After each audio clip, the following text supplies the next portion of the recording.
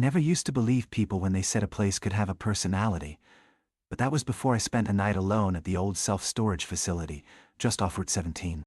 Maybe it's because no one in their right mind goes there after dark, not even the guy who owns it, who just hands you the keys and tells you, lock up when you're done.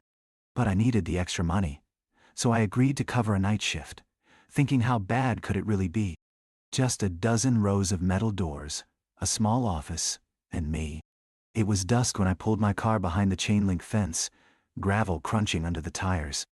The air was heavy, muggy, even though it was early fall. The storage buildings stretched out in rows, all the same dull gray, their roll-up doors dented and streaked with rust. I could see my breath, which didn't make sense. The office, a tiny square with fluorescent lights buzzing overhead, smelled of stale coffee and something like wet cardboard. I always thought the phrase, dead quiet, was just an expression, but this was the first time I heard it. No cars. No crickets. Not even the hum of traffic. The owner, Mr. Kellerman, left me a list of things to check and a battered landline phone. In case you need to call for help, he said, half joking. He made a point of locking the gate behind him and wouldn't look me in the eye. I tried to laugh it off, telling myself he was just old and weird, but there was something about the way he hurried back to his truck, not glancing once at the long, empty rows. My first job was to walk the perimeter, make sure all the units were locked. I clicked a flashlight on. Its beam looked small and thin against the deepening dark. As I walked between the rows, my footsteps echoed off the corrugated metal. I tried to focus on mundane things, the rattle of my keys, the oily smell near Unit 14, the way my breath made little clouds in the beam of the flashlight. Every so often, I'd see my own reflection in a shiny padlock and jump a little, heart thudding. I told myself the unease was just nerves, or maybe the claustrophobia of so many identical buildings, but it felt like the whole place was watching me. The shadows between the rows stretched longer than they should have. For a moment, I caught what looked like movement down near Unit 23, just a shape sliding past, too low to the ground to be a person. I stopped dead, listening. The only sound was the slow drip of water from a gutter somewhere. Trying not to look like I was hurrying, I finished the walk and ducked back into the office, locking the door behind me. I made coffee, even though the pot was stained and the grounds were probably older than me. I sat in the battered chair, checking my phone. No signal, which I guess I should have expected out here. I tried the radio too, just white static. Hours crept by. My mind kept circling back to the shape I'd seen. I told myself it must have been a stray cat, or a raccoon. I almost believed it, until I heard the first sound, a metallic clang coming from somewhere outside. Not a soft noise, but sudden, sharp, like someone had dropped a pipe. I stood up so fast I knocked my coffee over, hot liquid splattering across the stained carpet. I waited, holding my breath, listening. Nothing. Nothing. Just the settling groan of metal in the wind. I tried to calm myself, telling myself it was just the buildings expanding and contracting, or maybe a lock coming loose. But the sound was too deliberate, too close. I forced myself to go out and check. The air outside felt thicker, almost syrupy, as if it was pushing back against me. My flashlight beam wobbled along the gravel, catching glints off dozens of padlocks. I kept telling myself, rational, over and over, it's probably just a latch, wind, whatever. But as I moved down the center aisle, a chill snaked up my arms, making the hair stand on end. I could smell a faint, coppery tang riding the muggy air, sharp and sour, like old coins or blood. Though I knew that was just my imagination running wild. I followed the line of units, counting them under my breath, trying to stay steady. At Unit 18, I stopped. The lock was hanging loose, not snapped shut like the others. I reached out, gingerly, and touched the metal.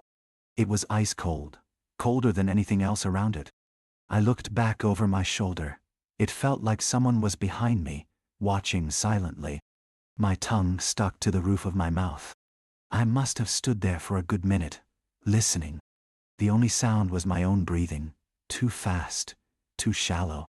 I told myself maybe Mr. Kellerman left it open by accident, or maybe one of the renters had come by earlier in the day.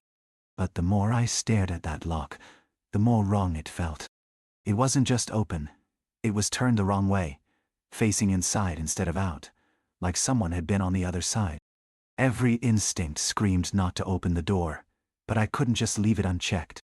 I grabbed the handle and slowly rolled it up, the metal slats rattling so loud it made my teeth ache. The inside was pitch black, the beam of my flashlight swallowed by shadows. I swept it back and forth. Boxes stacked, tarps draped over furniture, nothing moving. I whispered, "Hello?" before I could stop myself. No answer, just a hollow, empty hush, as if the air inside the unit was thicker than outside. I pulled the door back down, snapped the lock shut, this time facing out, and scribbled a note for the morning. As I turned to head back, something brushed my ankle. Soft, quick, like fingertips. I lunged away, flashlight shaking, but when I looked, there was nothing but gravel, and an old wrapper drifting in the wind. Back in the office, I locked the door twice. My hands shook as I wiped them on my pants. I reminded myself that fear was a trick of the senses. Adrenaline. Isolation. Tot-tel. I tried to busy myself with paperwork, but the numbers swam on the page. I kept glancing at the windows. At one point, I thought I saw movement reflected in the glass. A gray blur darting by. But when I looked out, the yard was empty. The hours stretched, each one slower than the last. The silence pressed against me, dense and absolute. At 2:13 a.m., the landline rang. The sound was so jarring I almost knocked the phone off the desk. I stared at it, heart hammering. Nobody had the number except Mr. Kellerman, and his voice, when I answered, was thin and distant, almost echoey. "Is everything all right?" he asked. It sounded more like a request than a question. I hesitated, glancing at the clock. "Yeah, just some weird noises. One of the locks was off. Did you?"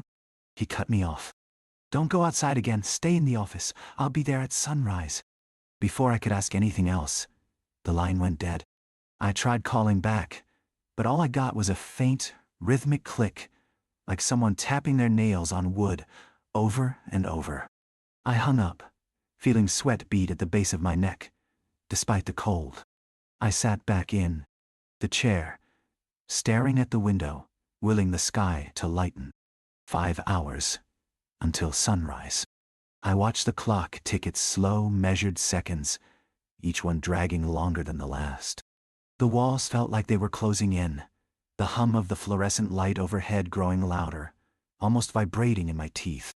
I kept telling myself that if I just stayed put, if I could keep my eyes open and not do anything stupid, the night would end, and Mr. Kellerman would drive up, and it would all just be a bad memory.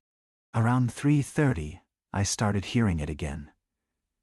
The metallic noise echoing from somewhere out in the rows. This time it wasn't a single clang, but a series of slow, deliberate clatters, as if someone was walking down the line and brushing each door with something heavy. It would stop for a minute, then start up again, closer. I pressed myself flat to the wall, away from the window, hands gripping the arms of the chair so hard my knuckles ached. I barely breathed.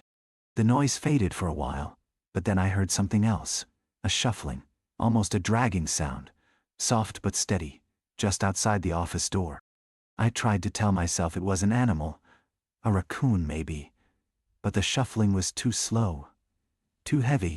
I remembered how the lock on Unit 18 had been turned inward, and a cold, prickling fear settled in my chest. I stared at the doorknob, watching for the tiniest movement. I could hear my own pulse, thumping in my ears. Then, quietly, the knob began to turn. Not fast, not jiggling, just a careful, gentle twist, one way, then the other, as if someone on the other side was trying to learn how it worked. My vision tunneled. I wanted to shout, to bang on the desk, but my mouth wouldn't work. The landline sat useless and silent. After what felt like hours, the turning stopped. The shuffling faded away, swallowed by the heavy darkness outside. I sat there, afraid to move, muscles aching, until I realized I was holding my breath. I let it out slowly, shaky, and tried to convince myself I was imagining things, that the knob hadn't really moved, that maybe the old metal was just settling. Just when I started to believe it, I heard a soft sound behind me, a faint, rhythmic tapping. I spun around. The small office window looked out at the corridor between the storage units, which now seemed impossibly long, stretched in unnatural perspective by the flickering security lights. Something moved at the edge of the shadows, low to the ground. I pressed my face to the glass.